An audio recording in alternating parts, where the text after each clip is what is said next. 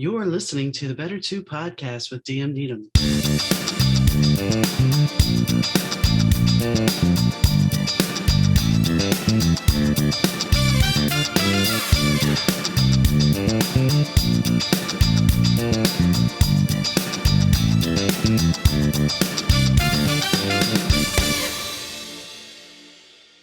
Hi gang, Donna here. Thanks for tuning into the Better 2 podcast. Today's guest is Minessa Konecky. She is an advocate, not only for the disabled, but for women. She feels that we are more than what we feel and what we believe.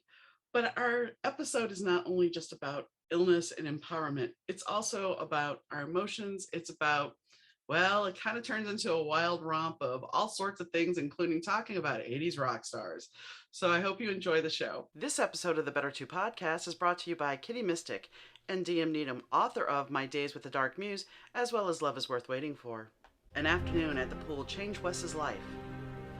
When he saw Jen, he knew she was his always and forever. Most nights, Wes spent pursuing his dream of landing a record deal. With Jen looking up at him, he knew nothing would stop him. His dream was fast becoming a reality, until Mason Langford entered their world. While Wes was living his dream, he lost his heart. Now he wondered if he'd ever get her back. Available now, Love is Worth Waiting For by DM Needom at most booksellers. Hi, Minessa. How are you doing? Hey, it's so good to see you. I'm doing great today. How are you? I'm doing good. It's good to see you again. We actually met on Sharifa Harding's Roundtable Talk Show. We did. And I saw you and you started talking and I was like, oh my God, I love her. I barely knew anything about you, but I was like, oh my God, I love her. How do I connect with her afterwards?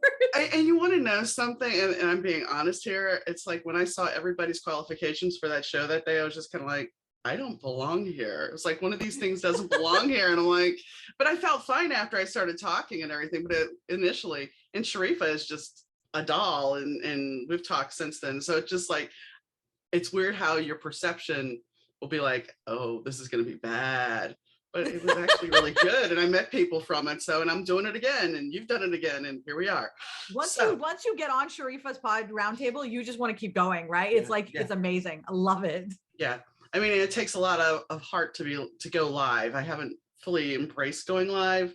A couple of times I've tried, I've had audio issues, but eventually you'll get there. Baby steps. I find going live actually so much easier for me now. Like I have really bad social anxiety.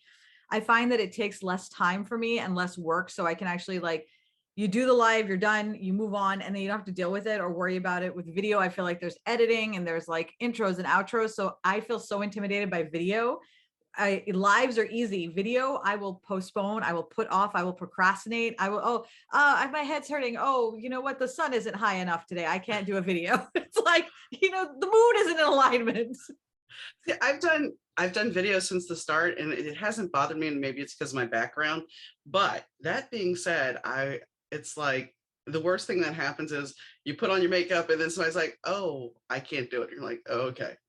So, because you got to get in this whole frame of mind of, I have to do this, because when I was married, I didn't wear makeup really because he was legally blind. So it didn't matter what I looked like. He loved me for me and that was it. And that's the purest form of love you can have, I guess. But afterwards, it's kind of like, okay, now I have to get back to normal life. So for me, it's interesting that you bring that up, that you put makeup in with the normal life. Cause I stopped wearing makeup a really long time ago. I don't wear any makeup at all. Because I hate the way it feels on my skin. There are times where I'm like, oh man, I really want to have lipstick, right? I'm like, I love the way that looks, or I love the way an eyeshadow looks, but I can literally feel it on my skin and I can't. But it's interesting that I'm curious because now your thought is that now that you're going live, you've got to wear makeup and things. No, I misunderstood. What? When I go live, when you go live. Oh, dude, you don't need to wear makeup on your lives. In the real world, I don't wear makeup. I will be, and my friends are just like, you really should dress up. You're single. You should have your face on and everything. And I'm just kind of like, you either like me for who I am or you don't. But I'm 54 years old. So I have some bags and I have some wrinkles. That's why it's like, when I go live, I'm going to wear some makeup because otherwise I'm pretty pale. So, I don't want to be fish belly white on the camera and then going, does she have features? So, Is there a face there? I'm not yeah, sure. it's just kind of moisturize me, Dr. Who reference there, but it's not that bad, but I'm pretty white. So it's like, being pale, it's just, yeah. I dyed my hair blue for that reason. Nobody notices anything else. So just look, that's why I did it. It's like, no one notices anything else. So if you have enough weird things going on, people don't actually see that you have a face. Well, that's a true point. The problem with me is I used to love dyeing my hair all sorts of colors, but I have a lovely thyroid condition. Oh And my, yep. so my hair, besides being baby fine all my life, is now thinning. And to top it off, experiencing grief, which they don't tell you about, you lose hair. Yes. Nobody tells you that. Nobody tells you that's one of the signs of grief. No. But yeah. So it's like, I can't really do anything outlandish. I went and got my hair cut a year ago, and this lady's like, oh, we're going to dye it a dark red. Okay. And I went to her specifically and I said, look, my hair is thinning. I need to do something with it. Okay. We'll make sure. She dyes this dark auburn red. It was pretty red, but then she's styling it and everything. She cuts it really short and she goes, oh, there's a bald spot. No shit. No. That's why I came to you. Like, that's what I told you. She's like, oh, well, we can use some hair chalk or something. I'm like, no. Oh, dude. I have never had a hair meltdown in my life. You must have been so mad. I went to my friends, and my other friend comes over, and she had never even met my other friend, and they're like, it looks good. I'm like, no. It was just, yeah, it was bad. It was bad. Oh, and dude, I would have been furious. I'm not a fan of stylists that don't listen to you when you tell them what it is you're looking for. Once upon a time, years and years ago, I went to a stylist who was just really not listening to what I had to say. And it wasn't, it was really just, honestly, it was just hair color. I reached a point of time where I was like, it's just hair color, no big deal. But at the same time, it's like, you have to listen, because you don't always know why someone is telling you like what they're telling you, like, because you were giving her the information she needed to be able to have you leave feeling amazing, but she didn't listen. And I think that like, that's such an important thing, it's just listening. Well, and I think also why, most likely, a year and a half now, I was not even 6 months out from my husband dying. Oh, so wow. It's like, I'm trying to make myself look good. I have a publicist at this time, and I'm being told I'm going to be doing these things. So I need to make sure I look good. And here you've done this.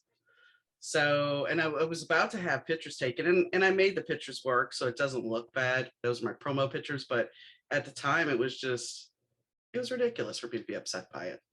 Mm-hmm. So, but live and learn. Some people, that is a major crisis for all the time. So I get it. So we were talking a little bit before we got on camera, because you have fibro. I do.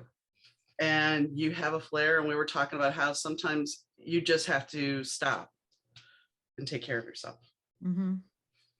And where the conversation was going is that we were talking about the fact that if you stop and take care of yourself, society looks at you as being a deadbeat or lazy.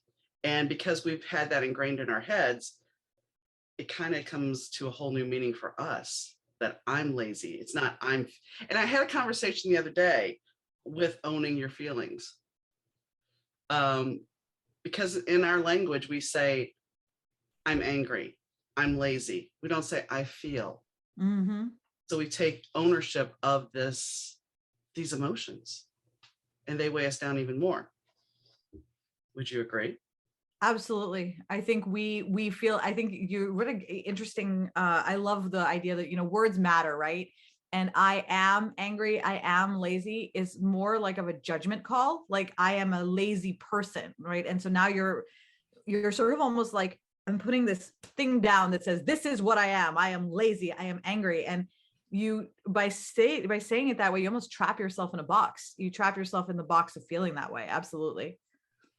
And I think that's something that we need to, I think it's generational, and it still carries on today, because if someone is having financial difficulties or whatever, and they have to go on to public aid or welfare or whatever, they're deemed lazy.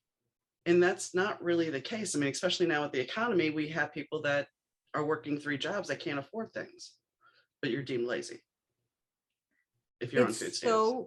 It's absolutely, you know what, you're and like, this is something that is so close to my heart because I have so many of my people that I work with are people who are women with chronic illnesses. They are caregivers to, someone who is ill or mentally ill, or children, but they have a lot going on, like so many things going on. And it's often costs more for them to like put their kids in daycare than when they would earn from a job. So these are often people who cannot actually work a job because the systems that exist in the world right now prevent them from doing so. And they do the only things that they have been, the only tools that they have been told are available for them.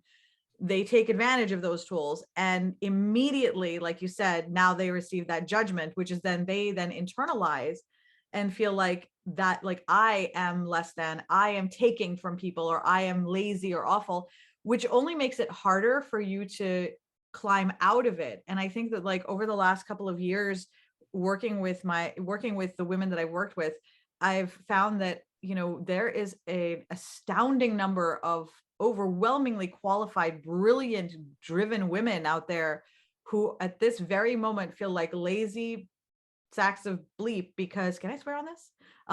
Yes, you can. Yes, Great. I heard you swear. They feel like absolute shit. They feel like the lowest of the low because they're not adhering to the thing that they were supposed to do. Like when you're a kid, you're told that this is sort of how you're supposed to grow up, what's supposed to happen. You grow up, you get a job, you have kids. There's just a way your life is quote unquote supposed to be. And if your life doesn't match that, then there's something wrong with you. You're off, you're lazy, you're messing it up for everybody else. And that is a really big problem. I think that the problem really a lot is our approach right now, is that we really need to, as a people, which is why things like your shows are so important, is these are the conversations that we need to be having so that women especially realize that it's the programming. There's nothing wrong with us inherently. There is a structural belief system that we have been given that we're just accepting as true. And it's time for, I think we need to be given an alternative. We've never been given an alternative. Like, okay, either I do this job or I'm lazy.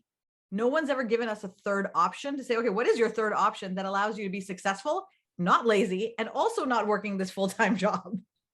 Well, and here's the thing. This isn't something that's new either, because in 1991, I had met somebody, he had 2 kids, and the 2 kids came to live with us. And they were 4 and 6. So one of them was not of school age, and that's fine. But it had to come to a point where, okay, I can go to work and I can make $200 a week and turn around and hand it to daycare, or I can choose to stay at home and be a mom. And here's the other caveat to this. And it was kind of one of those things, we had already started they weren't in daycare anymore, but they had gotten new kids on the block doll. So this is the time frame.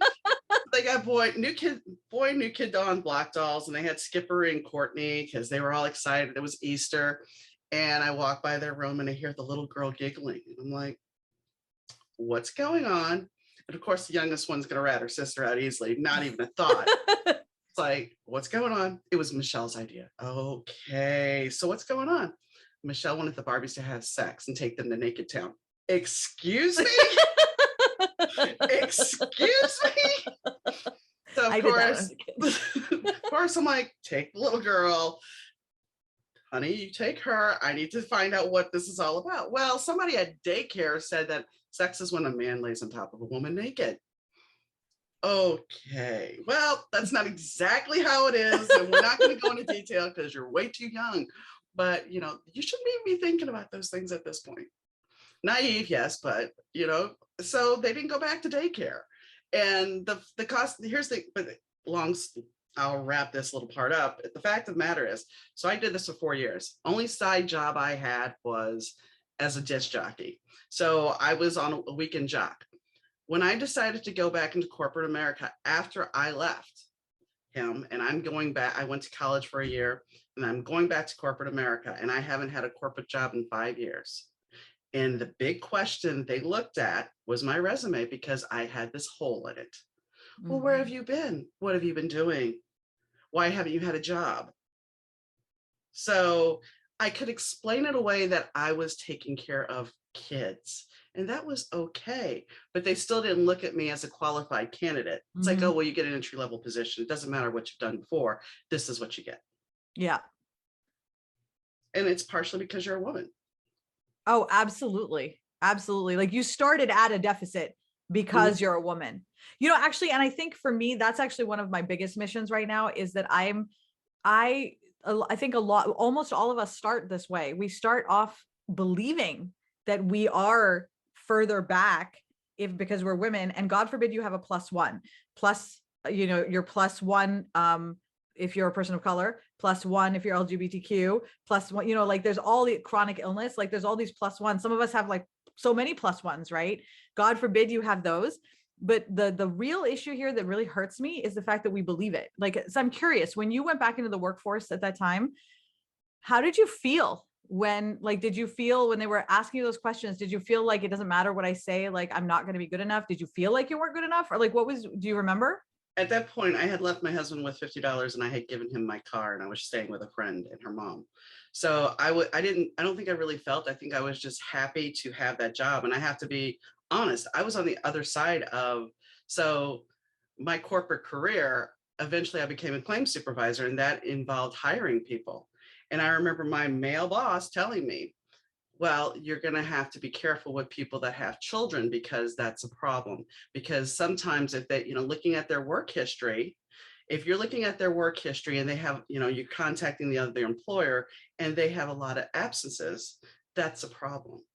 For me, near the end of my tenure at my career, because I had illness, I had taken care of my grandmothers for Katrina, so I missed time from there.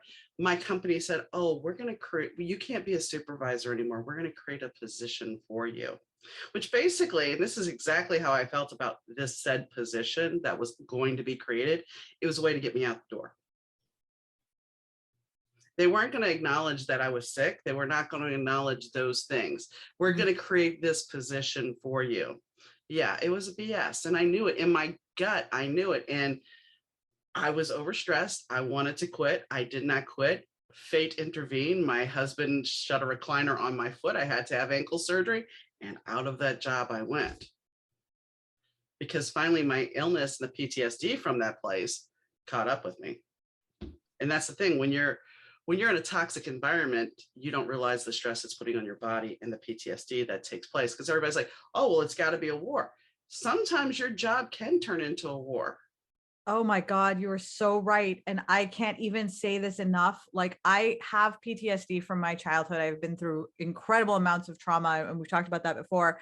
And I've also been in abusive work relationships. And I can tell you, as somebody who's been through both, the impact it has on your body is no different. It's not different at all, in terms of one will kill you just as easily as the other one will kill you. And it doesn't matter that somebody doesn't have a gun pointed at your head. It's the same feeling that's there.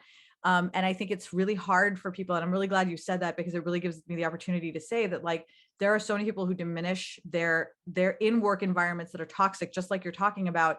And they're having those feelings. Like, I know what you're talking about, that you're sick all, like, in addition to your chronic illness, you're sick all the time from the job itself. You start to swell up, you're tired, your sleep is not making, you're not feeling, you sleep, but you're not rested. You're always exhausted. And there's no, you can't take joy in things. Possibly food doesn't even have any flavor anymore, because it's like, ugh, right? And a lot of people are like, well, I should feel lucky to just have a job, or I wasn't in a war, or they're not willing to recognize it as PTSD because of that misconception that, this is only something that you get if you've had like some major traumatic event in your life. Right. And the truth is that being abused at a workplace is a major traumatic event in your life. Yeah. And one of my friend Jenna says this, she's amazing. She's an MS advocate. And she taught me there's no comparison here. She has MS. I have chronic migraine. She's like, I really hate this, like, chronic illness competition. She's like, it doesn't have to be a competition. We can all suffer. It's great. And we can all heal, we can all heal together. And I think that's really important. So I'm glad you brought that up, because it's something I think that a lot of people don't give themselves permission to believe, that they could actually be suffering from PTSD. Well, and PTSD, like you said, I mean, I had childhood trauma. My childhood trauma is not the same as your childhood trauma, but we all experience things differently. And that's the thing. Like you said, it's not a competition. One of my employees, an employee that they put him in my unit so I would find dirt on him to fire him. So yeah, that's always, corporate America sucks. But anyway, I had pneumonia and I came back early. I came back a week early because they needed me back. So I'm still sick, but I come back and he comes in my cube and he's like, "You're not doing well, are you?" And I was there from 6 in the morning until 10 that night, which is just insane, plus working the 4 other days. And guess what? I was sick the next week again. So he comes in my cube and he's like, "Are you okay?" And I'm like, "I'm still sick." He goes, "No job is worth your health."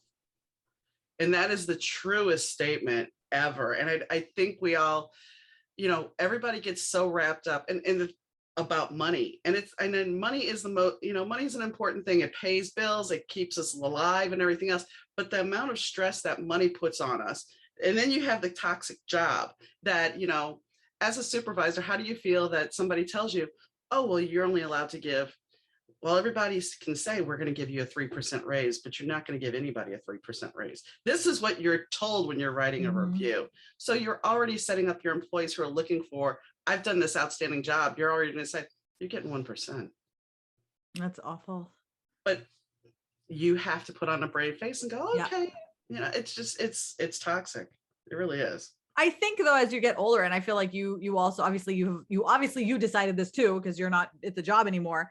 I think we start to get more in alignment. I think a lot of our illnesses and stuff comes from the fact that we're in jobs or positions or running businesses that are not in alignment with who we want to be as people and like how we want to show up.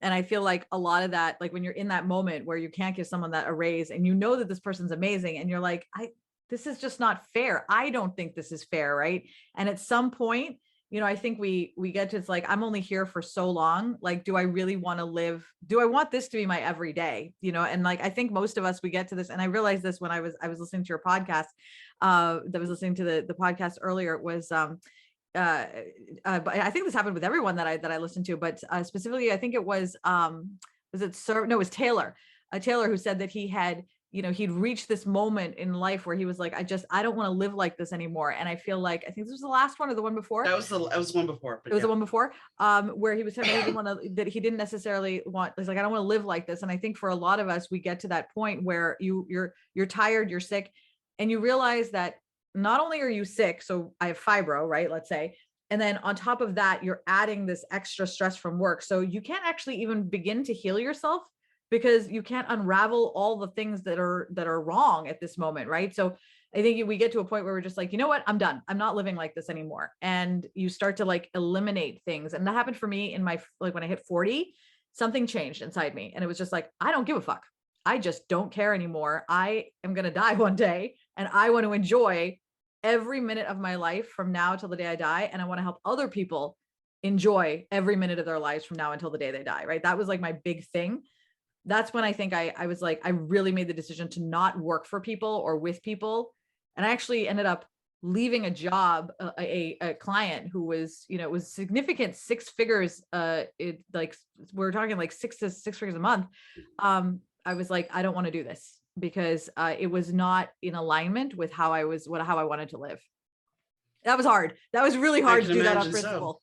So. I mean, go ahead. No, I'm good. I was smart. I was smart about it, guys. I didn't just run away. I had a plan, right? But just like, don't just say, dude, in principle, I'm just going to toss this on the floor and burn it. Just for anybody listening. I don't want you to say like you just burn everything and walk away. No scorched earth here. Yeah.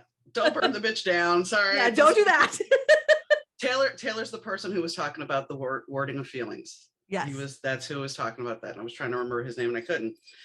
The other thing about my job that I realized, so during my tenure as an adjuster, I had to judge people on their bodily injury, on their pain and suffering. Oh my God. Now, during this time, after I became claim supervisor and whatnot, I fell and I hurt my back. And it was in that moment, speaking of alignment, that as I'm doing my job, I come to a realization. It's like, what gives me the right to judge anybody's pain? What gives me that right? And that's what that job is. You're sitting there looking through medical bills. You're sitting there looking at what they went through, and you're supposed to put a dollar figure on that. And that is toxic in itself, because what gives you that right? That So, is intense. Like I just, as you say that, like as you're saying it, I'm like, yes, of course that's what you guys did. And then I don't think I've ever really thought about it. Like you're saying it and I'm like, I understand. I feel like I really internalized what it is that you guys did. well, And I'm and like, the worst thing is I'm an empath. So there were times when I was talking to people that I could pick up on their emotions, and it was not easy. It was not easy to listen to somebody's story about how horrendous an accident was. You're not trained for that. They don't give you any emotional support to talk to somebody about, hey, yeah, you got to get the facts. And like same thing with a police officer. You have to get the facts of the accident. And in some cases, I have a guy who swerved out of the way of a snowplow, and the snowplow took out the passenger side of his car and killed his daughter. And I'm supposed to, that was my first death claim.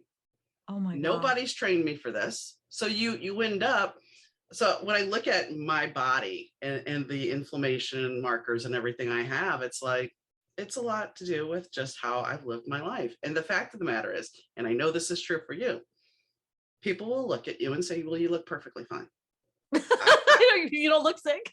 I have a handicap placard and I use it. And I mean, I shouldn't be announcing that, but I do. But I know I get looks in the parking lot like, how dare you?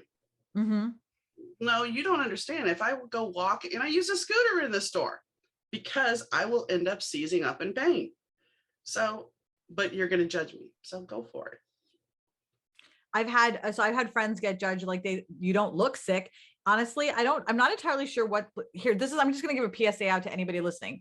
Don't ever say to somebody, but you don't look sick. Just don't say it. It's not, it doesn't make anybody feel better. It's like, well, gee, thanks. I'm glad, but I feel terrible.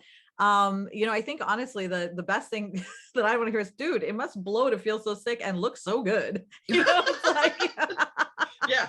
Like that. Okay. That I'm like, yeah, you know what? It absolutely does. It does. Mm-hmm. Yeah. But they struggle with that too, where they don't actually use the placard because they're afraid. This is where we're at right now. They are afraid to use the placard that they need because they don't look sick. And they're afraid because, one of them was actually, somebody came up to them in the parking lot and said, why are you using this? And then they literally had to justify why they were using it. I'm like, how? Like it's almost like you're getting attacked again. It's like, you shouldn't have to justify that kind of thing. So absolutely. I think it's tough. And that's the thing. You don't know what's going on with the person that has that placard. If they have that placard, 10 to 1, there's a reason for it. I mean, people would sit there and think, oh, well, it's for your husband. No, it wasn't for my husband. Granted, he could have gotten one, but it was for me. And if my doctors deem that, then they deem that. So, but it's amazing how people will not look at invisible illness as a real thing. They just look at the book cover, as I've talked about, and don't read the blurb. They have no knowledge of who you really are, but we're going to judge you. Yeah. And we're taught to be like that from a young age. When I think back, actually, it's interesting because when I look back to my childhood, so I grew up in Pakistan and my mom had really bad migraines growing up, and this was in the 80s. And she's been gone now for 16 years. She died of liver cancer years and years ago, but it was a tough time, but it's, how it is. But so my dad tells me about the time when she was sick, and I remember it vividly because obviously I was there. But my sister and I really had to take care of ourselves a lot because she was so ill. But it was a time of life where no one understood chronic illness like at all, like in any way, shape, or form, and migraines at all either. And so what they would do in those days was, well, you're sick, here, have an opiate, right? So they give you an opiate. So they gave her a ton of opiates. So my mom was just always on something for her pain, right? And as a result, I didn't understand this as a child, but as an adult now, I can look back and see the kind of impact it had on her, where, she was sleeping 9 to 10 hours a day, and then at night as well, she was barely ever up. She was always in pain. And then of course, if you're on opiates all the time, you have withdrawal. Now you just have to be on the opiates all the time. It was a really, really challenging time. And I watched that. And then when we came to the States for a brief period of time for about 3 months. And we were living in Pakistan. We moved here for 3 months in 1988. And my mom got a job at Walden Books. And she couldn't keep the job at Walden Books because she was so sick and it was so hard for her. And so you and I grew up in that same time period, right? where those were the belief systems that we had. And I think that over the last, and this is, I think, so interesting. I think you and I have talked about this a while back, that we have grown over the last 30 years. The world has changed. Dinosaurs, fun fact, no longer lizards, now they're birds, but we still have not changed our perspective on chronic illness and what we believe about ourselves. We're still holding on to that 1980s belief. Sorry. Oh, no worries. But yeah, so I think we bring a lot of that with us, but I think what the problem is that we do not intentionally, we think it's self-indulgent or because like when you're young, you're supposed to be seen but not heard. You're supposed to be humble, don't think too much of yourself, that kind of thing. So as adults, right, we're here, and if we spend, like, self-care, bad word. And when we think of self-care, we think of self-care like, pedicures and manicures, but what we don't think about is intentionally reflecting upon how you approach yourself and the things that you say to yourself and your belief systems, and challenging some of those. And we don't often challenge our belief systems. And that is part of the problem, because we brought our belief system from the 1980s. Well, you know what? In the 1980s, we were all smoking, and you were not cool if you didn't smoke. Well, we've learned since then that that's not good for you. I didn't smoke. What? You were so uncool. Well, oh my God. Well, yeah, I was Adam Ann's goody two shoe songs occasionally. I mean, when I went to a bar, when I got a little older, I would smoke, but I never smoked. I puffed, and it was just, I could have had candy cigarettes and it would have been good. Anyway, go ahead. We digress. I can't believe this. You were one of the smart ones, dude. I smoked from the time I was 1992, because I was in Pakistan. You smoke from the time you're like 7, right? But I was, I think, 13 or 14. So I started smoking then, and I smoked for about 15. It's awful. Kids don't smoke. It's disgusting. But we've learned since then that it's bad for you. We've also learned, and I think, honestly, I think there's a great awakening happening in the last 5 years or so of so many women realizing what we've all been dealing with. Because I don't know if you're noticing, there's a real huge number of women right now all talking about this same thing. I think we're all tired of feeling this way, and we're being more intentional about how we talk to ourselves and how we approach ourselves so that we can heal. Because before this, I don't think we were even giving ourselves the opportunity to heal. And the issue, and I know I'm like going on forever, but is also that we don't give ourselves the opportunity, because you go to the doctor and they ignore you, and they're like, there's nothing wrong, there's nothing wrong, there's nothing wrong. And it's exhausting to advocate for yourself. But I think that one of the things that's happening now is that there are communities developing around these ideas to where we can force the issue. We can make these conversations happen, which I think is really, really important. Yeah. And I mean, there's two things that I want to touch on or play off of what you said. The medical community looks at thyroid and they go, oh, well, it's in normal parameters. That doesn't mean, it took me getting in a car accident, going to an acupuncturist, her pulling all my blood work to be diagnosed with a thyroid issue. Dude, thyroid issues are really, like, they do not do enough to diagnose them. No. You were like the 4th person I've heard this from. And I went like 8 years with having all these symptoms, and I would go to my doctor. He's like, well, your thyroid's normal, everything's fine. It's like, no. And so finally, when I brought the paperwork to him, he's like, well, how'd you find this out? Really? That's your takeaway here, is how did I find this out? Gee, thanks. Now I forgot what I was going to say. Oh, the opioid crisis. In a way, the opioid crisis, actually, it was a saving grace, because, okay, my dad, he was addicted to Percocet because of back problems. So after I leave my job and I'm having the chronic pain, I get sent to a pain management doctor. You know how that goes. Go to a pain management doctor. Okay. So they're like, we want you to take, I think, 2 or 3 Flexeril a day. We want you to take Vicodin 2 or 3 times a day. And I'm very highly susceptible. I could take 1 Flexeril and it will stay in my system for 2 days. I will be hungover for 2 days. I have always been very low tolerant. So I looked at my husband and it's like, okay, I have to make a choice. I can choose to be bombed out of my head. Same thing with my sleep doctor. It's like, he did a sleep study. He's like, your mind never shuts down. You're always going. So I'm going to give you this medication. It's going to keep you awake. I said, what about going to sleep at night? Oh, well, then I'll give you this medication to go to sleep. And I'm thinking, okay, so I'm taking uppers and downers. No. So back to the pain management. It's like, okay, so I have to make a choice, quantity over quality. Sure, I can live in pain, and granted that messes with your head, but I can live in pain, or I can choose to be bombed out of my mind. Yeah. And drool and not have a life at all. So what is better? So I deal with, I will tolerate pain. I will take painkillers if I have to, but I'm not going to get addicted. And that was the choice I made, because they were giving, when we got in our car accident, they gave my husband, I don't like 300 pills of Flexeril. And like we go to the pharmacy and he checks out and there's like 3 containers of Vicodin. Oh my God. And he's like, I mean, he never used all of it, but it was just kind of like, how, why do we have an opioid crisis? Because they were handing it out like candy. Yeah. Because that's honestly the solution to everything is here, have some drugs.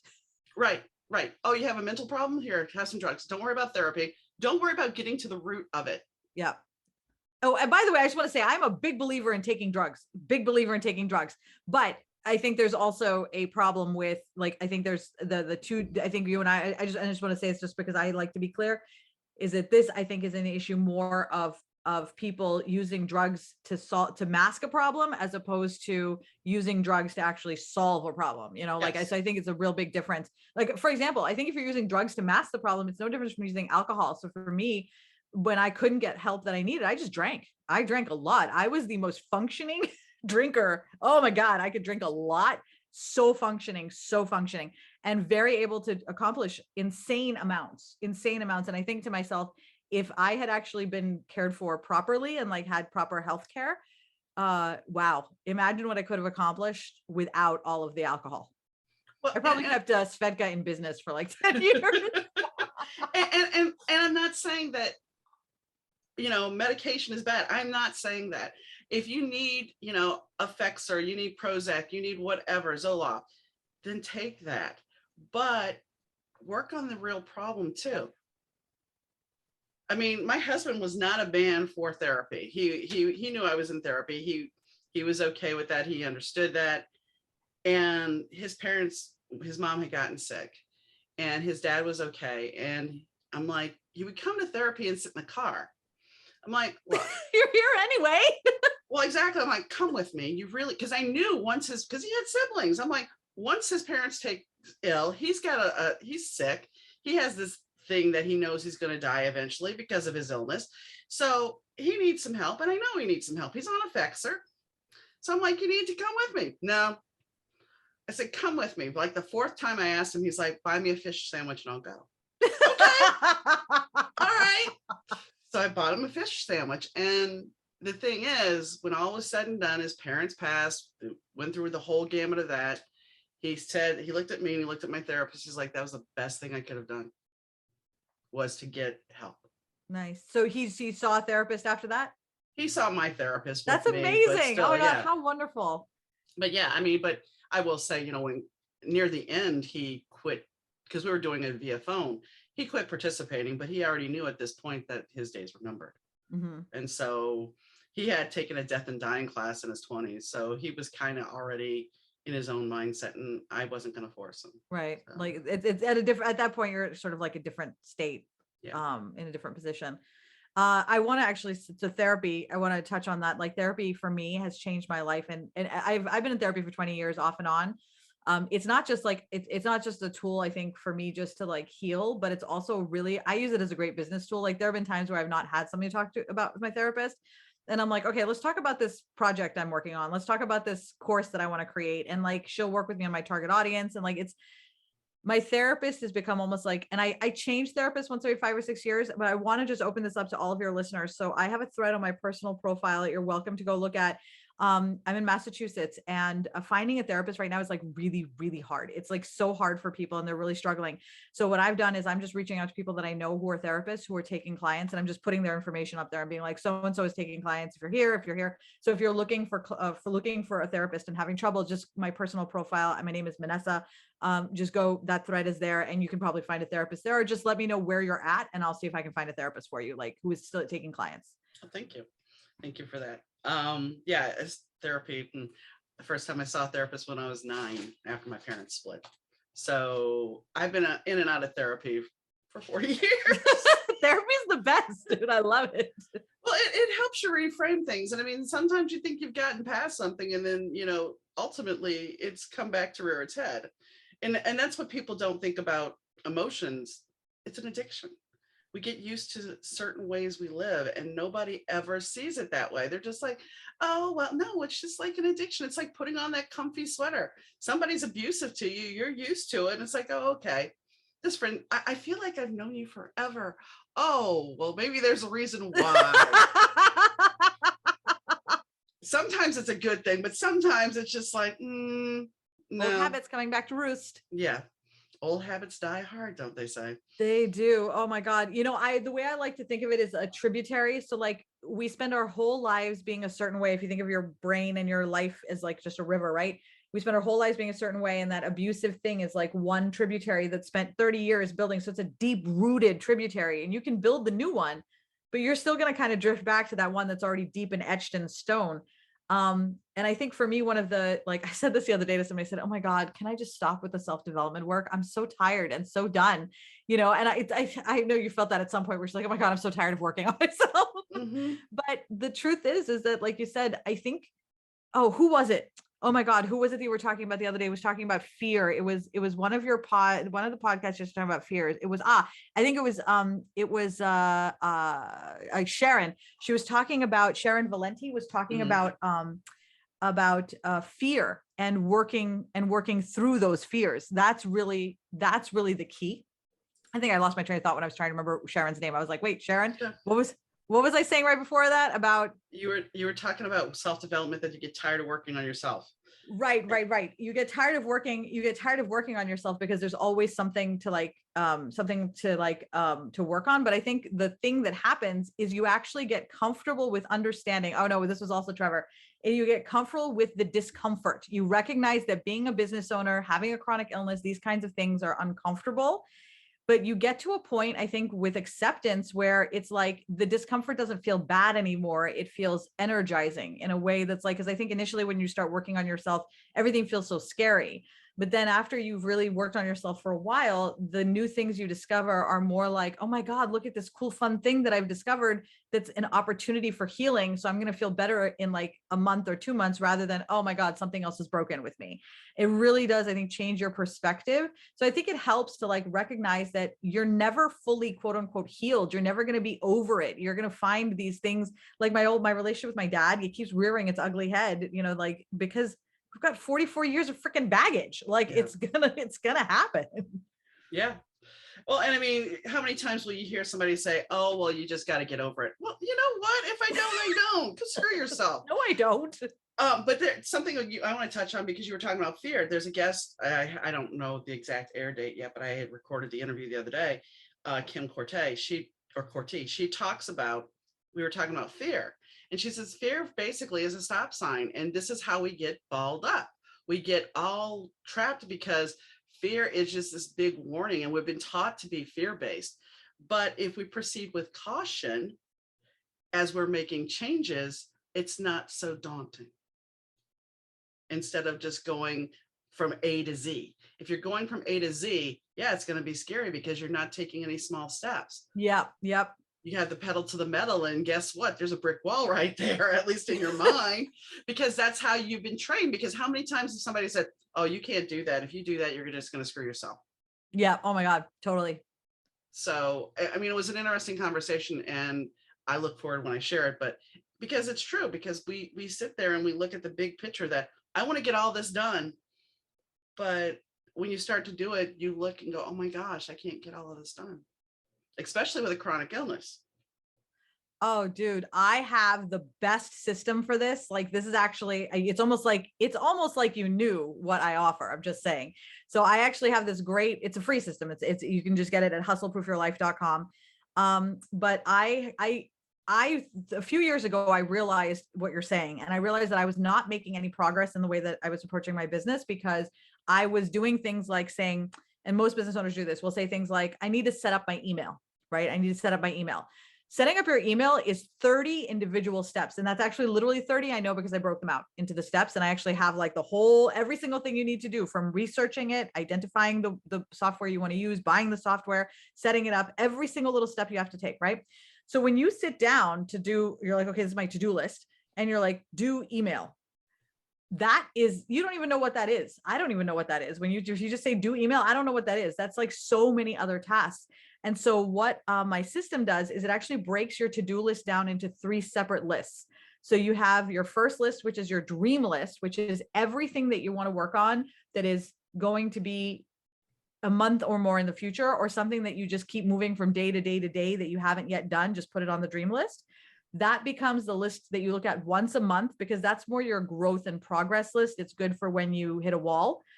Then you have a triage list. And on your triage list goes everything that you think about that you need to do whenever you think about it. So you just keep adding things to it electronically, but that's not your master to-do list. And then you have your to-do list that you own, that you put together at the beginning of the week, but that just becomes what you're doing. It's very intentional. It's very thought out, so that now if something happens during the week that you're like, oh, I need to do this thing, it ends up on the triage list so you can prioritize it appropriately. And what that does is it actually allows you to slow down, because instead of then jumping on everything the second it comes up, you start to give yourself time between tasks, which then gives you time to think about what tasks actually take. Because you're now sitting down and really you have broken up time, taken out time for yourself to decide what you're going to do in the week. Like, okay, now I'm going to look at the triage list and pick, these are the things I'm going to do this week. Right. So which is very different from the way we tend to approach it, which is usually like, oh, I have a lot of things to do. Let me grab this notebook or this receipt or this envelope and just write all the things that I need to do. And now you have a long forever list that you need to do. And your brain looks at it and says, fuck this, I'm not doing any of it. Right. It's like, nope, not doing that. So the system that you get a Hustle Proof Your Life, what that's going to allow you to do is break apart your list into smaller pieces so that you don't feel quite so overwhelmed with all the things that you need to do all the time. And I think that we were taught, here's the caveat. Let's go back to the 80s for a second. Yes. If you had to do a research paper, you had to go to the library. You had to do microfiche. You had, you didn't have this instant. I love the internet. Don't get, as a writer, I love the internet, but I still go and investigate with real books. But especially because some of the stuff I do right in the 80s, so I have to go back to that. But we were taught that you have to take time, you have to do this, you have to research it, you have to plod, you can't take a break, you have to keep going. But the problem is now our lives are like on crack, comparatively speaking, to the 80s. So it's like you start to do something and, oh wait, the phone binged. I gotta do that now. Wait a second, I gotta go over here. And when do you stop? When do you stop and look at, like you said, the priorities, what needs to be done right now? And I can take, one of my guests and a couple of guests actually have talked about, instead of taking the big project on head on, taking small bites. Mm-hmm. And we weren't taught to take small bites. We were taught to excel. You needed to excel. You need to be on top of your game. And that's what's important. But we can't live like that anymore. We can't. Did you, it reminds me of something when you talk about that. Because we can't live like that anymore, because like you said, it's nonstop, like it will never end. And did you watch Aliens, the second one with I'm pretty sure I did. I don't like scary things. And Aliens is really scary. Yeah, I've seen it because my husband liked it, but I'm sure I've watched it. But so there's this scene in it where they're in the car, they're in this armored vehicle, and she's ridden over one of the aliens with his acid stuff. And then the acid came out and it eats up all of the rubber on the wheel. Right. So now she's trying to go into the so fast, but the wheels are turning and it's smoking. And the guy says, Ripley, stop. You're just grinding metal now. You're not moving in. You're not actually making any headway. That's what happens to us, is we start grinding metal and it doesn't actually. And so whenever I have that visual in my head, so anybody listening to this now who've seen Aliens, now you'll never be able to get that vision out of your head. When you start to get to that point, that's your alert that it's time to that you are approaching something too quickly. You're just grinding metal.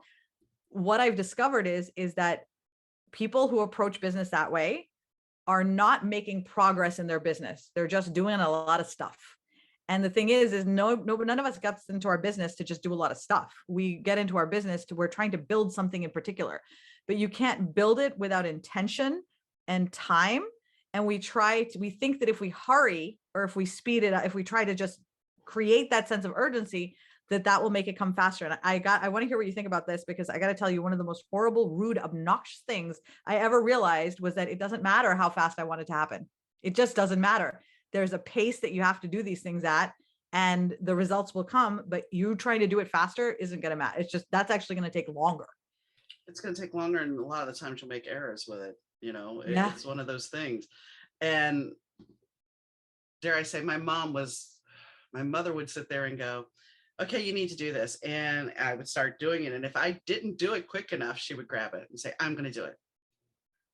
Okay. So that kind of sets you up to, you have to be at her level. And of course, if you make a mistake, that's a whole nother thing. But the thing is, if you're going quickly, you're doing something quickly, you're going to miss those steps.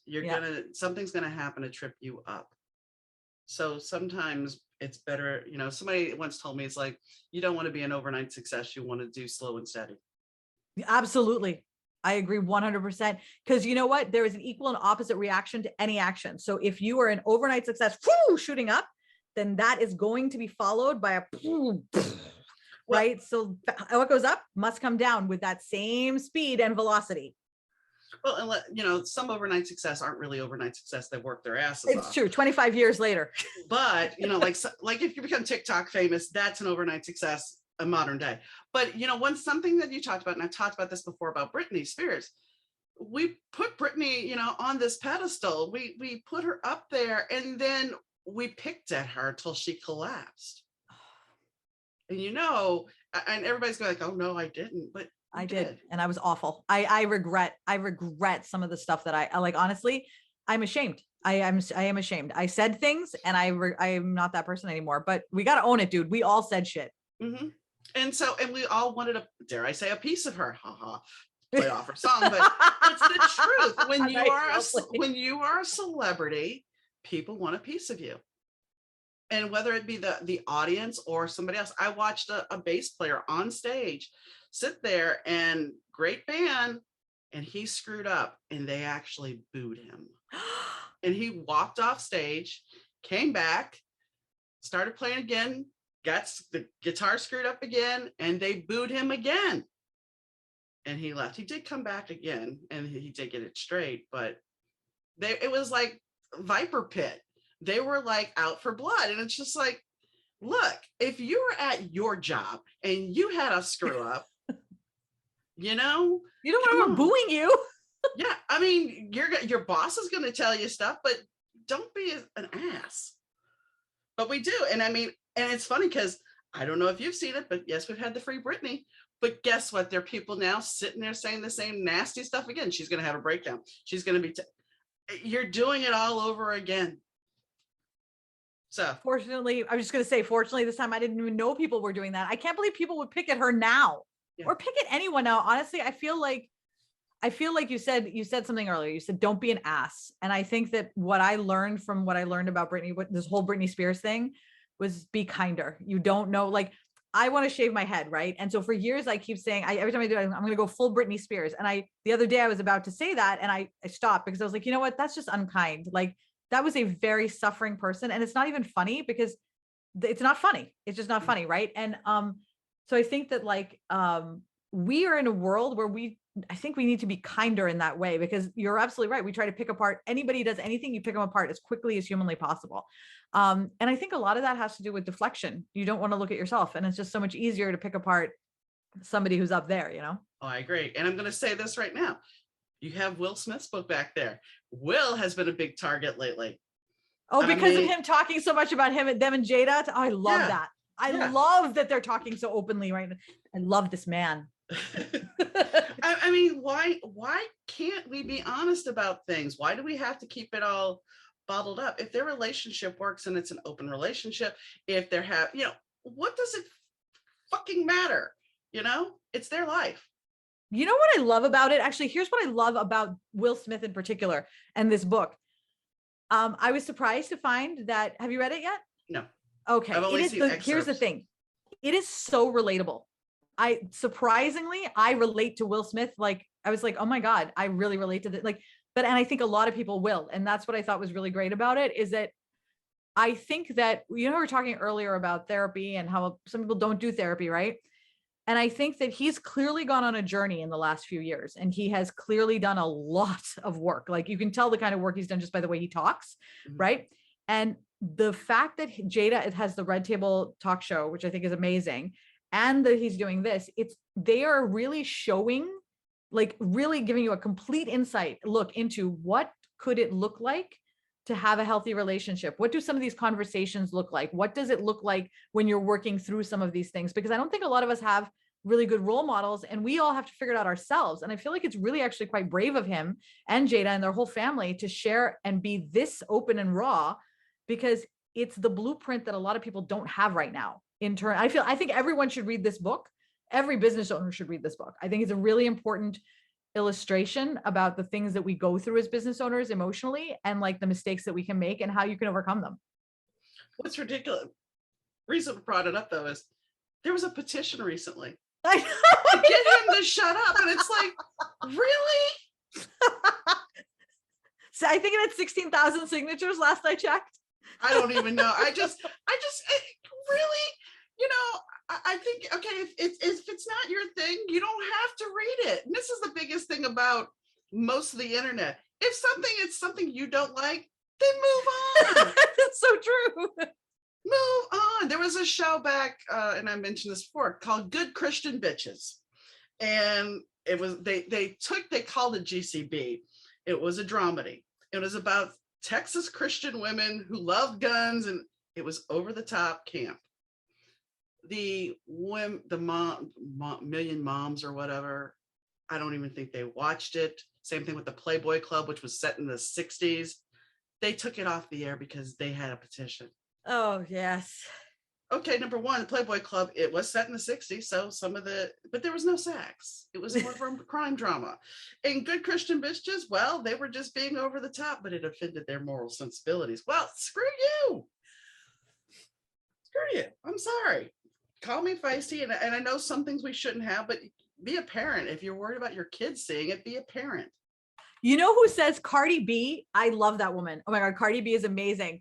She had that song WAP, right? And I think that somebody said to her, they said, do you want, this is not fit for children. She's like, yeah, I don't let my kids listen to it. She's like, that's your job. Yeah. She's like, it's for adults. Yeah. I mean, I remember when the Hearts, All I Want to Do Is Make Love to You came on. Oh, I was just thinking about that. I love that song. Yeah, my youngest stepdaughter was about 7, and she's singing it in the car at the top of her lungs. And I lowered the volume and I said, "Don't ever sing this in front of your grandmother, please." And that's tame compared to some of the stuff today. But be a parent. I mean, you have to be a parent. The problem is, and I know people can come at me, and that's fine, but you have to take some ownership of what your kids are watching. And don't say, oh, it's Disney, it's okay. Disney's got some serious problems too. A lot of my issues mentally come from Disney. Oh, you mean did you want to marry a Disney prince? Actually, who I really wanted to marry was Judd Nelson from, I didn't want to marry him. I wanted to sleep with him. Judd Nelson from The Breakfast Club. Yeah. I was very whorish as a kid. Like even like from the earliest age, I just wanted to sleep with everybody. So that was really more along the, the direction that I was going in. But why does that make you a whore? I mean, I hate to say, I'm going to just put this out there. That's actually a really good point. We were raised to believe that if you're a girl and you were sleeping around, you're a whore. But a boy doing it, well, that's just a guy being a guy. Stud, look at you. Yeah, I mean, what? Because we can get knocked up. I mean, it's the same damn thing. It's funny you should say that. It's actually, I never questioned it. I never questioned using that term until I've always said obviously I've been married for years and me and my husband, but before that, actually we had the question once. I asked him, I said, which of us do you think was the bigger slut when we were younger? He goes, probably you. And I'm like, yeah, I know, it'd probably me. But that's why who was it? Amber. Oh my God, Amber. I can't remember her last name, Amber, but she's amazing. And Amber Rose, she does the slut walk. I think she hasn't done it since COVID, but I love that. I think I use the word because it's the only way to describe it, but I think it's really, I'm glad you called me out on it. So I'm going to need to think on it. But I do like the idea of reclaiming that word and just being like, because I'm, pro ho. It's nothing. It's one of those things. It's like our words, we go back to what we were talking about earlier, words matter. They really do. I mean, when somebody says, and I'm going to say the word, when somebody says fag, I think of a cigarette from England now. I don't think of the derogatory term. You know what's when I was in my 20s, I can't say the word. I can't actually I apologize say it. then. I will be really honest with you. When I hear it, it hurt me to hear the word, which is so like, I understand that you were saying it to make a point. So I totally get it. But when I grew up in Pakistan, so that is what they called that is what you called cigarettes. And then when I was in the States in the 90s, they had a term for girls who hung around with a lot of gay guys. It was called an F-hag, right? And so that's what all my friends called me for years. And there was about a 3-year period where I went through and had to, and really like worked through like not using that word anymore. Why do I like, because the world was changing and I didn't understand how something that was okay before was not okay now and that kind of, so I had to go through like a whole process. But words matter because like you just said, right? You said the word meaning the cigarette because you think of the cigarette because you spent a lot of time in overseas in London. But if somebody hasn't spent a lot of time overseas in London, the word itself, right? We just illustrated it. It has the physical impact. Right. And I think that's also important is the knowledge that for not just that word, any word, right? Is that people can say words that will have a physical impact and like, jolt the cortisol into your system, but you may not know that happened, right? So I say a word and you're suddenly triggered in some way. Right. And I think that's words matter. Yeah. And I do apologize. And no, it's not so much that I've never been to London, but I write a lot. I thought you said you were in London. I misunderstood then. My bad. I write and do research about London. London. That's what it was. My bad. And I have the London coffee mug, but I created a whole life for you, by the way, in London. I would like to go to London, and I bought my passport last year because I was going to go to London, and yeah, I have not gone to London. So. Well, I mean, the traveling right now is probably. Yeah. I actually have been thinking about going to India. I've been really into getting more in touch with my roots, and like I've been working with my therapist a lot on my race and that kind of thing, and so I want to go to India. But I'm like, probably not going to happen for a couple of years. But dude, as soon as we're able to travel again, London, India, we should just start traveling, dude. and I do apologize. It did not mean anything bad. I know. You know what? I was wondering, I was like, oh my God, I hope she doesn't feel bad. It was just like, I mean, we both can agree that the word used in derogatory terms against someone who is homosexual is disgusting. We both agree on that. Yeah. I mean, but as a cigarette, I imagine that that is a transition they had to go through as well. Is like, how do we do that? And I don't know if everybody's made that transition. Maybe somewhere people are still using it. And I mean, the other word that is questionable is it's in Christmas songs. It's in the Flintstones, and that's gay. I mean, is that a word that people don't use? It's been used as a derogatory slang occasionally, but I mean, we'll have a gay old time. Oh yes, like that. Yeah. I wanted to spend some time learning about that. And I have not done that yet, but now you've reminded me that that's something I want to spend some time on. But here's another big thing. And I don't know if you were over here because it was the early 80s before the AIDS epidemic. So it was the late 70s, early 80s. We had a diet candy called AIDS. You did not, really? Yes, we did. AIDS, and they're ads, and you can look at. There's an ad that says "Lose weight now with AIDS." Oh my God! It's bad. It's bad. Holy shit! True. I had no idea. Yes. Whoa, that is like some serious, like fucked up irony, but like really morbid humor there. Like I'm really into dark humor. So on one hand, I'm like, oh my God, this is fucking bad, dark, hysterical. But on the other hand, I'm horrified. So I'm like, I've got both of those things happening at the same time right now. I remember growing up because my mom was in diet culture. And they would advertise the candy all the time. So wow. I remember, and then, all of a sudden, but then again, we have ISIS, we have the goddess ISIS, but then now we put it to a militant group, which really pisses me off. Very annoying. It's just, how do these words how do they change? Let's go with the word fuck, fornication under consent of king. But yet it's a really dirty word. But at one time it wasn't.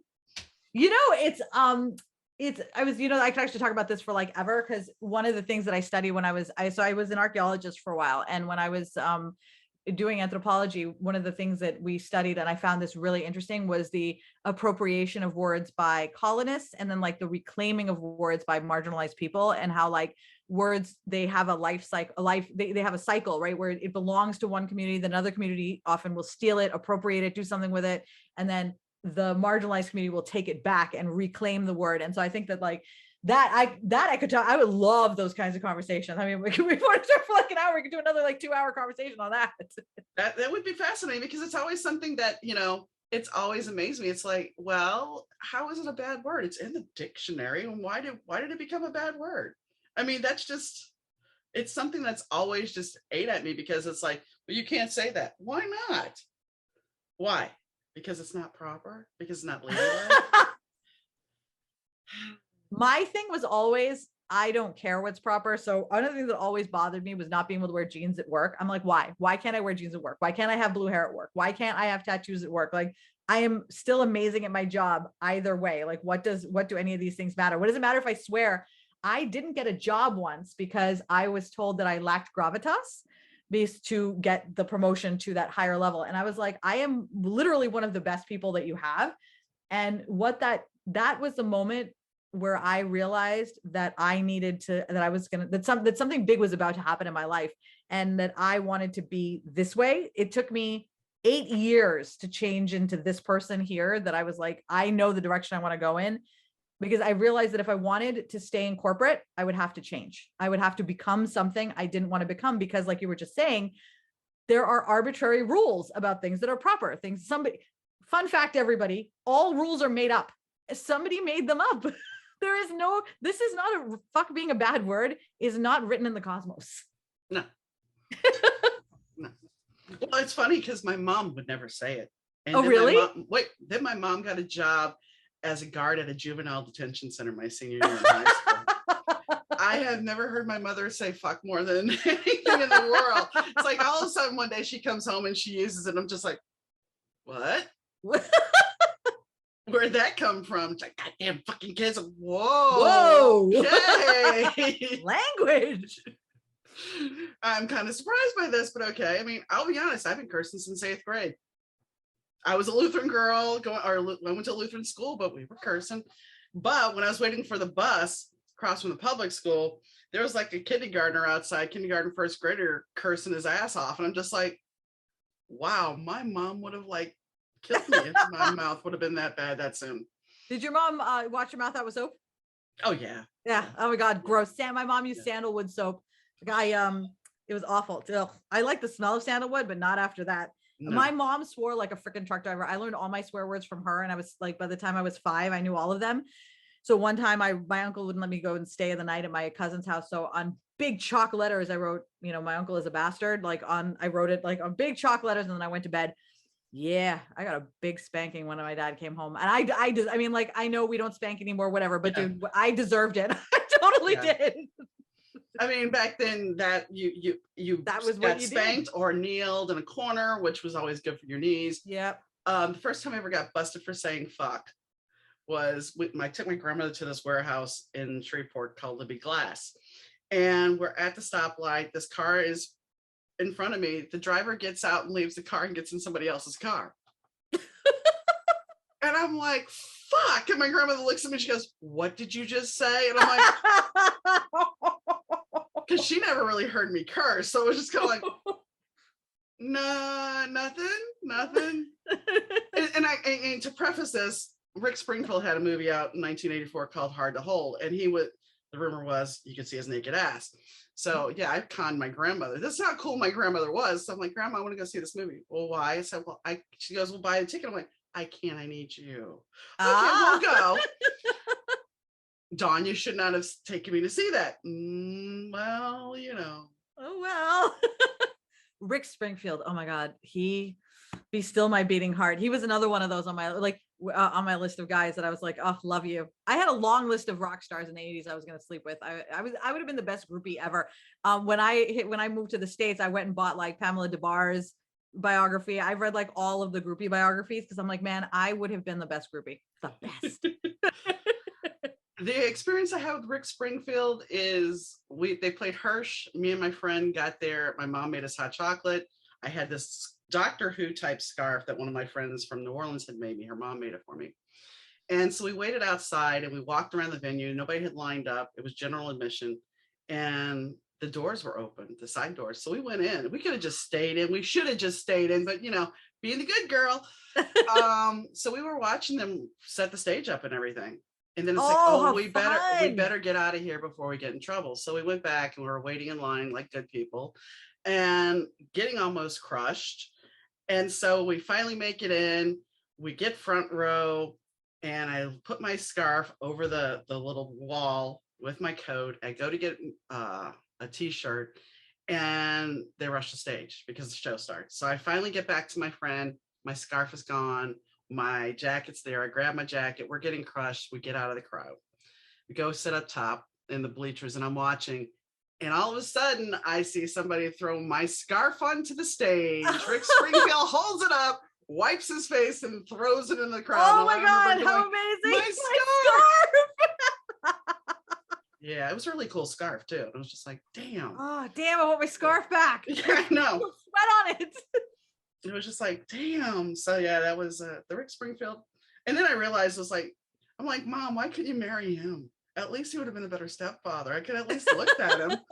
Not that I want to lust after my stepdad, and he hasn't aged badly. He's aged really well. Did you watch him in Supernatural?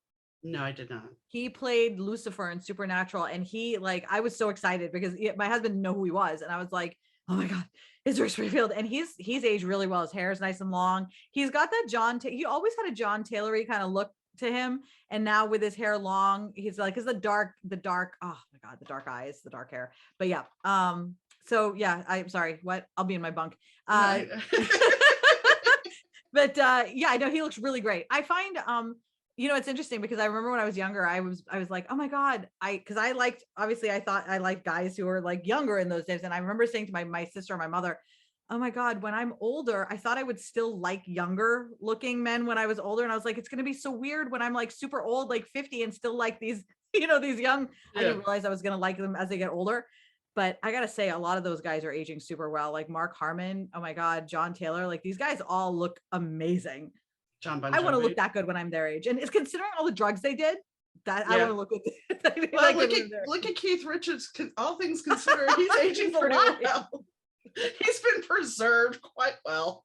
Dude, I think there's like a threshold. Either you have to do a whole lot so it kind of preserves you. You just got it all in your system, or you just got to be healthy.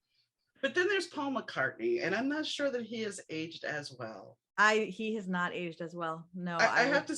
Did you ever watch Craig Ferguson when he had a late night talk show? Yes. And he used to have the picture of Angela Lansbury and the picture of Paul McCartney, and he would say they were kind of the same.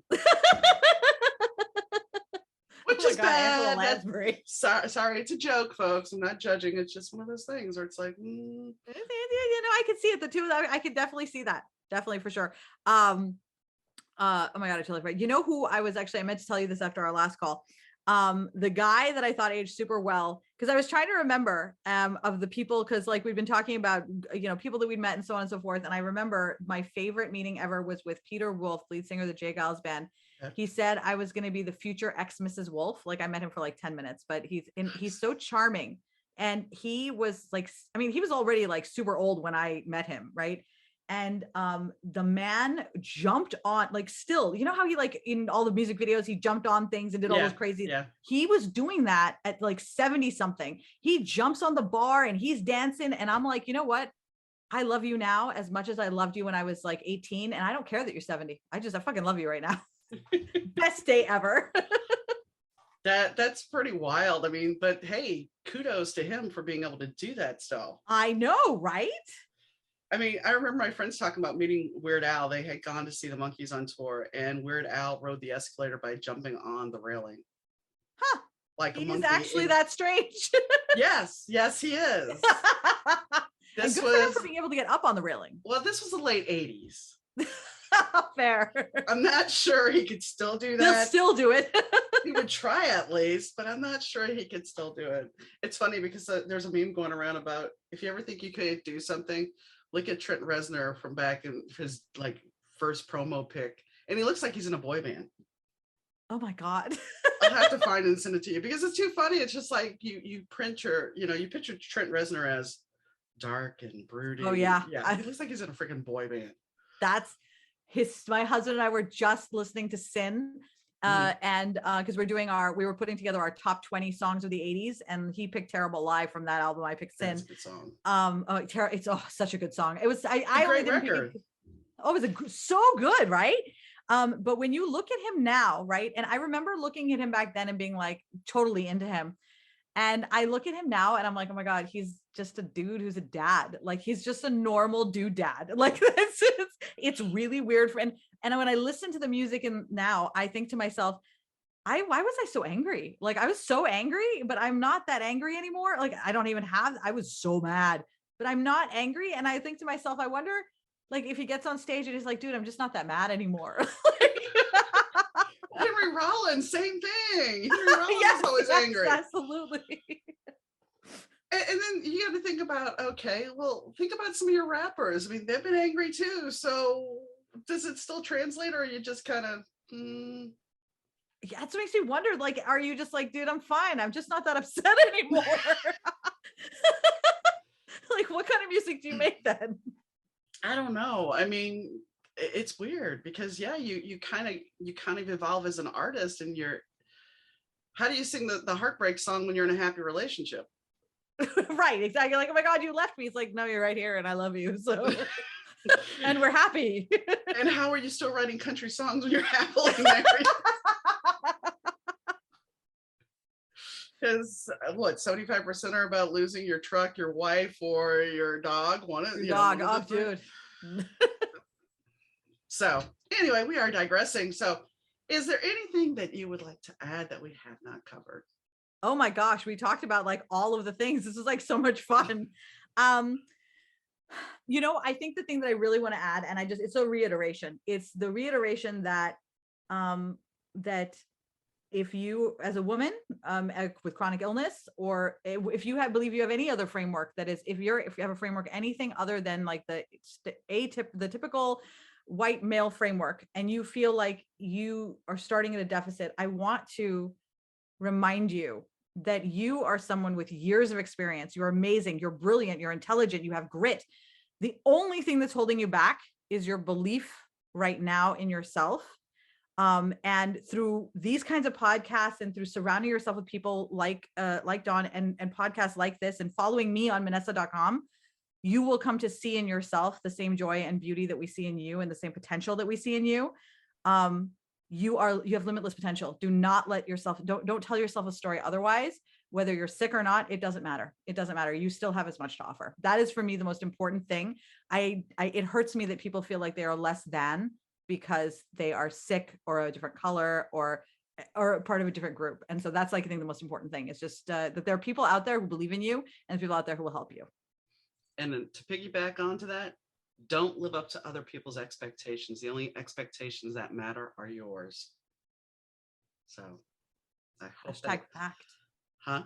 Hashtag fact, dude. That is like, absolutely. It's your expectations. That is like so brilliant. Like, who cares what other people want? It really doesn't matter. They don't have to live your life. But the thing is, that is ingrained in us since we're kids. So much. So we look outside for validation like all the time. Look inside, inward. Yeah. Love that. That's really good. So I thank you for your time. Thank you. This episode of the Better Two podcast is brought to you by Kitty Mystic and Needom, author of My Days with the Dark Muse, as well as Love is Worth Waiting For. In the beginning, applause was his drug of choice. He felt so loved that he couldn't help but sample the buffet of women that were presented. It didn't matter that he had a wife or a daughter. His addictions became his life. When death came knocking, reality came crashing in. He thought he wanted a new reality, but did he really? My Days with the Dark Muse by Needom, available at online booksellers.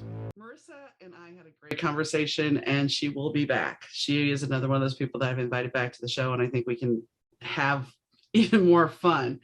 I apologize for anybody's feelings that I may have hurt by saying a certain word, and that's on me, and I did not say it maliciously, and I'm sure all of you guys understood that. But words do have power, and if we go back to what Taylor had, when we were talking about Taylor's episode, ownership of words can be a problem too for us, because the fact of the matter is, if we're sitting there talking about ownership and our vocabulary, then the situation becomes, well, I am, and why do you want to give words power? Why do you want to be angry? Why not just say you feel angry? I mean, you don't say I'm hungry. Well, you do, but you're giving that power. But if you say I feel hungry, it softens it. So maybe we should soften our words just a scotch so we're not taking it on and putting it into our body. So I hope you enjoy the show as always.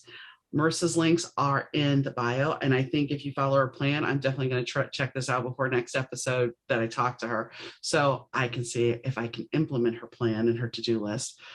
All those notes are in the show notes. So check it out. If you have a question or would like to be a guest on the podcast, please send me an email at Donna, DAUNA, at better2podcast.com. That's Donna at better2podcast.com. If you want to leave a review, you can do so at Podchaser or applepodcast.com. As always, if you want to catch up on the episodes, if you're just tuning in, you just discovered the show, you can go to better2podcast.com, and all of the episodes are there, as well as all of our social links to follow. So I thank you for tuning in as always, and I hope you have a wonderful day, and I'll catch you next time, guys. Bye.